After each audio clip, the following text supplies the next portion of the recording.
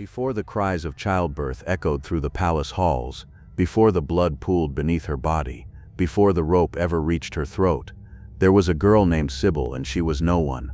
Born around 1065 in the region of Aera, southern Italy, Sibyl of Aera came from noble blood but not noble power. In a world ruled by kings and claimed by emperors, her early life was invisible to history. No grand portraits, no chronicled wisdom. She was raised in the shadows of men who made decisions with swords and sealed them with screams. But fate, as it often does in medieval tragedy, had plans far beyond her station. In 1190 her name was tied to someone else's ambition. Tancred of Lecce, a man with neither royal pedigree nor papal blessing, a bastard cousin of King William II of Sicily. Tancred wasn't meant to rule, but when the king died without heirs, the crown sat empty, and the vultures began to circle. According to tradition, it should have passed to Constance of Hauteville, a woman of true royal blood and wife to Henry VI, the powerful and ruthless emperor of the Holy Roman Empire. But the Sicilian nobility feared German domination more than they feared broken succession, and so they crowned the bastard, and Sibyl became queen. The girl from Aera was now the Queen of Sicily, and she learned quickly. The Kingdom of Sicily wasn't just the island known today. It included vast stretches of southern Italy, a jewel of the Mediterranean. The courts of Palermo were a melting pot of cultures: Norman, Arab, Byzantine, and Latin, a kingdom built on trade, gold, and fragile alliances. Sibyl stepped into this world not as a silent consort, but as a strategist. Contemporary accounts, few and filtered, describe her as clever, sharp of tongue, and cold of eye. She saw what was coming long before most did, and in 1191 it came. Emperor Henry VI invaded. With his wife Constance beside him, the true heir, he descended upon Sicily with full imperial force, determined to seize what he saw as his by law, by blood, by God. But he was not ready for what waited. Sicilian forces fought back with fury. The emperor's army was pushed to retreat, and in a twist few could believe, Constance was captured. The would-be queen became a prisoner in Palermo, and the woman in charge of her captivity, Sibyl of Aera. It's here that Sibyl's intelligence became ice. According to records, she didn't just oversee Constance's imprisonment, she shared a room with her, not for friendship but control. They slept in the same chamber, ate from the same plates. Every breath Constance took, Sibyl heard. Every opportunity for escape blocked. But Sibyl wanted more. She pushed Tancred to do the unthinkable: execute Constance. No trial, no mercy, just silence her, before the empire returned with fire and iron. To free her, Sibyl warned, is to surrender your kingdom. Better to end her now than let her return with an army. Tancred refused. Whether out of mercy, or arrogance, or fear, he chose diplomacy.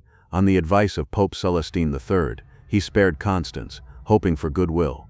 Sibyl stood silent, but she had already seen the future, and she was right. In 1192, during a papal transfer to Rome, Constance escaped. Rescued by German forces, she rejoined her husband, and just like Sibyl warned, she returned not as a prisoner, but as a queen.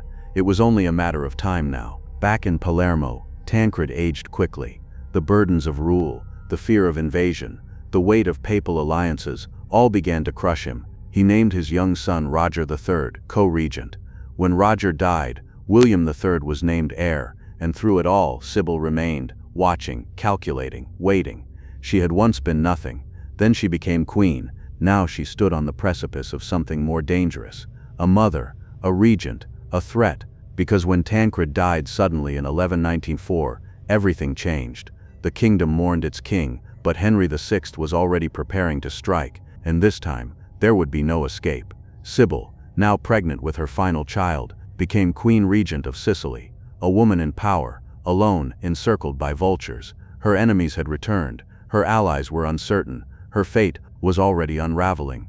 But the next act of her story would end not in a throne room, but in a blood-soaked prison cell. Winter, 1194. The Kingdom of Sicily, once proud, now quivered in silence. King Tancred was dead. His son William III was just a child.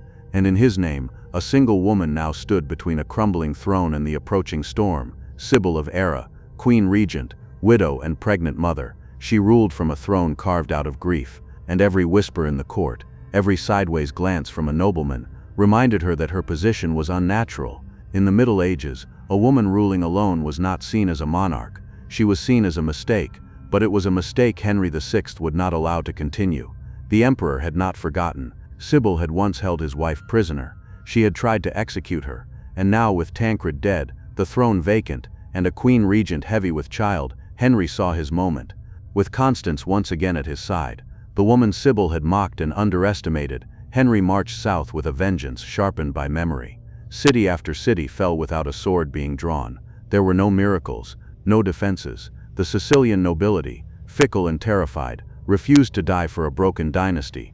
Even some who once pledged loyalty to Tancred now opened their gates. Sibyl was alone, pregnant, cornered, and watching her power vanish one stone wall at a time. She did what queens often do when surrounded by wolves. She negotiated. It was not a surrender, it was a mother's compromise. In exchange for her family's safety, Sibyl agreed that William III would abdicate the throne. In return, the boy would retain the title of Count of Lecce, his father's ancestral seat. Sibyl would step back from power. The royal family would be protected, or so the words promised. On December 25, 1194, Henry VI and Constance were crowned King and Queen of Sicily in the Palermo Cathedral. Sibyl was there, not as queen but as witness. She watched the very woman she had once imprisoned wear her crown. The halls she once ruled now echoed with foreign banners and German hymns. The empire had come, and it had come in full. But the true betrayal was still waiting. Days after the coronation, with no warning, Sibyl was arrested, along with her children, her advisors, her allies, even the archbishop who had crowned her husband. There was no resistance, there was no trial, there was only chains. Her brother, Richard of Aera, who had defended Sicily in the first invasion, was dragged before a crowd and hanged publicly, a message to any who still dared dream of rebellion. The queen, now a prisoner, was placed in a guarded wagon. The roads stretched north toward Germany, toward exile, toward something worse, and inside her, a child stirred. Historical records diverge here. Some retreat into silence, others into horror. But all agree, Sibyl was pregnant during her capture, and that sometime during her transport or imprisonment she went into labor. What happened next depends on who you believe. Some say she died in childbirth, an ordinary tragic end. But the rumors, the ones that refuse to die, say something else, that Henry VI ordered she be strangled as she gave birth, to ensure the child, a boy, would never live to claim a throne, to kill both mother and son in the same moment, not with a sword, not with poison, but with a rope wound tight around her throat as her body writhed in pain, a political murder hidden inside a natural death. The official version declared she died of complications.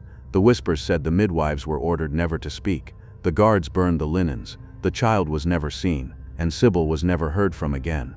Whether killed or simply abandoned in agony, one truth remains: she had given up her crown, she had surrendered her power, she had even begged for mercy. But mercy had never been the plan, and so ended the reign of Sibyl of Aera. Not in court, not in exile, not in peace, but in the blood and silence of childbirth, wrapped in betrayal. The Queen Regent of Sicily had warned them all. She had foreseen the danger, she had predicted the invasion, she had begged not to free Constance, and in the end she was right.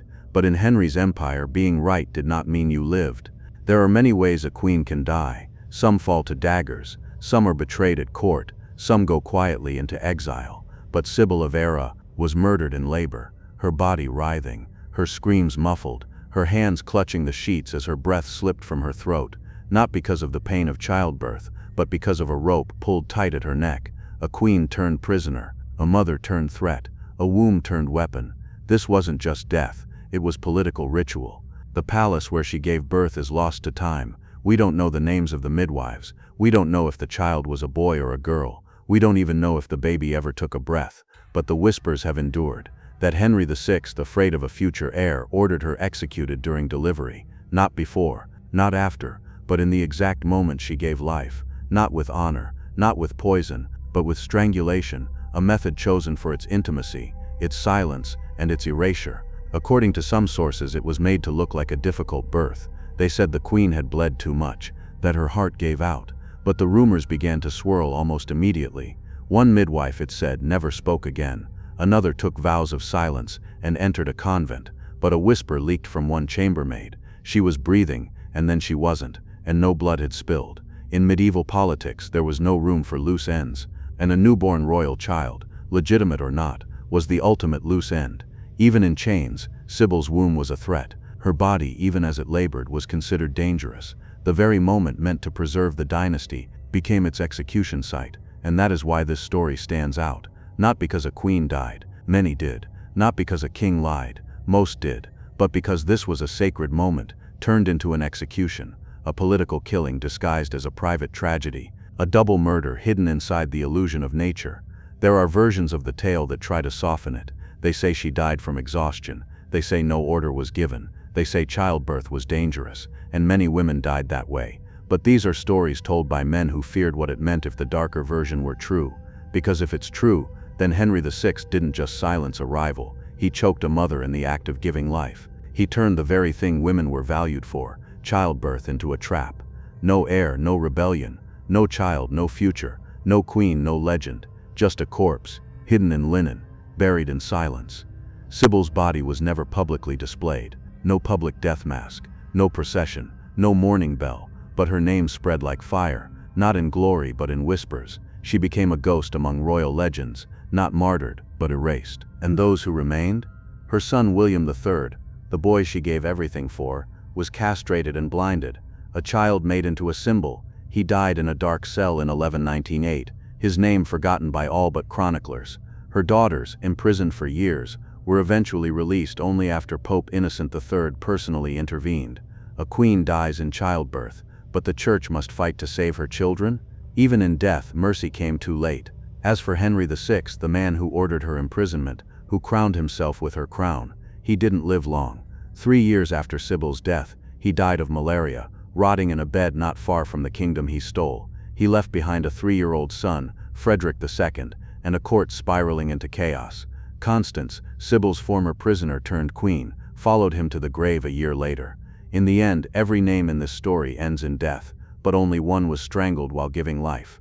We can't know for sure what happened in that room, but we do know this: Sibyl was captured under a lie, she was imprisoned under a false promise, and she died in a moment that should have crowned her as mother, not ghost. The bed meant for birth became her coffin. The child she bore never held a crown. The woman who once held empires in her hands died with no one holding hers. When a king dies, the world shifts. When an empress dies, dynasties fracture. But when a queen dies in silence, without a monument, without even a name on her tomb, the story becomes a ghost, and that ghost becomes more dangerous than any sword. Sibyl of Aera was gone. No trial, no grave, no final words, and yet in the wake of her death, the empire she feared began to collapse. Her son William III, the child she tried to protect, was the first to vanish, blinded and castrated under the emperor's order. His body and name faded into prison walls. He died in 1198, just 4 years after the coronation that promised his protection. He was a child, once called king, now a body buried in dirt. No title, no legacy, just proof that mercy was never real. Sibyl's daughters, young and powerless, were held in imperial custody for years. Their only crime, their bloodline, their only escape, the church. It was Pope Innocent III, not Henry's court, who finally intervened. He ordered their release, not out of compassion but diplomacy. They left their prison walls behind, but their mother did not. And the man who orchestrated it all, Henry VI, Holy Roman Emperor, conqueror of Sicily, self-declared king of the Mediterranean, was dead within 3 years. In 1197, at the age of 32, he succumbed to malaria, not on a battlefield, but in a palace, sweating and shivering, alone. The man who feared heirs now left behind a 3-year-old son, Frederick II, to inherit the very throne he had slaughtered for. And with that death came a second collapse. Constance, Sibyl's former prisoner, then queen, died the next year. The child Frederick was placed under papal guardianship. The empire fractured. The dynasty splintered. The ghosts of Palermo whispered louder than ever. Sibyl's name vanished from official records. No statue, no stone carving, no cathedral plaque, but the whispers remained.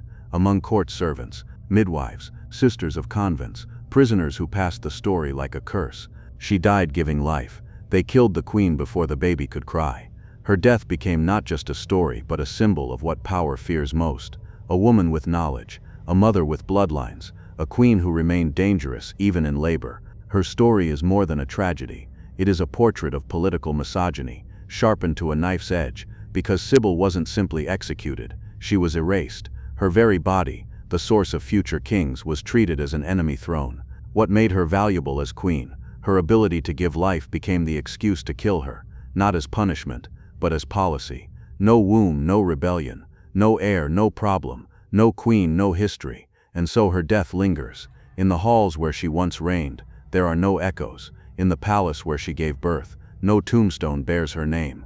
But in the cemetery of power, where kings and emperors sleep under marble crowns, her silence screams louder than any legacy, because she represents a truth far more terrifying than a sword or poison. That history can be twisted, that justice can be rewritten, that birth, the most human act, can be weaponized. Centuries have passed, her kingdom has changed names, her story buried beneath politics and parchment, but somewhere beneath the dust of Palermo, somewhere in the echo of broken dynasties and rusted crowns, you can still feel it, the final gasp of a queen who died bringing life, and in that moment, a scream that no empire could silence. History forgets the screams, it remembers the kings, the crowns, the dates carved into stone, but it forgets what it means to be silenced, not in death but in birth. Sibyl of Aera was never meant to be remembered. No monument marks her grave, no scripture praises her reign, no candle flickers in her name, and yet we remember, not because she was a queen, not because she was clever, but because of the way she died, alone, in chains, in labor, strangled in the moment of creation, a death not meant to punish but to erase. In that room a woman labored not only to deliver a child, but to survive the empire that feared her womb more than her sword. They killed her not for what she had done, but for what she might give the world.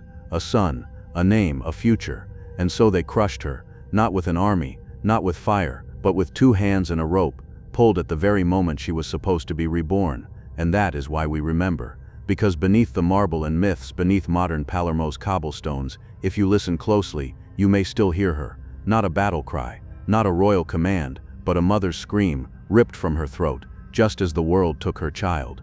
The queen who died giving life, the woman who still haunts the silence between heartbeats, Sibyl of Aera.